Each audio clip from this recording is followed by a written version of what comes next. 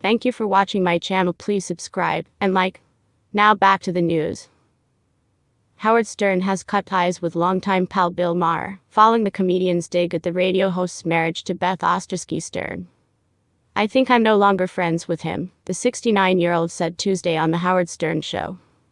The revelation came after Maher argued on a recent episode of his Club Random podcast that Howard publicly declaring his love for Beth was a dig at the broadcaster's first wife, Alison Berns. Howard goes on about how much he loves his wife, Beth, which he has been doing on the air for, 10 years, said Maher, who has never been married.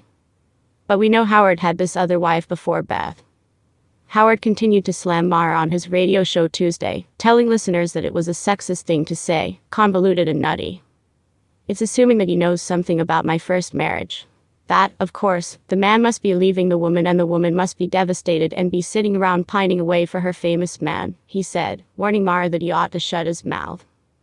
"I mean, I don't think I come on the air every day and say, I love my wife.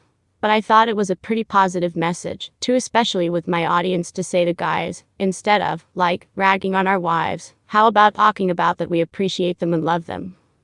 Howard further argued that Maher is trying to make it seem like he was the slightly immoral one for settling down. Howard tied the knot with Berns in 1978. They called it quits in 2000, the same year the radio host met his current wife.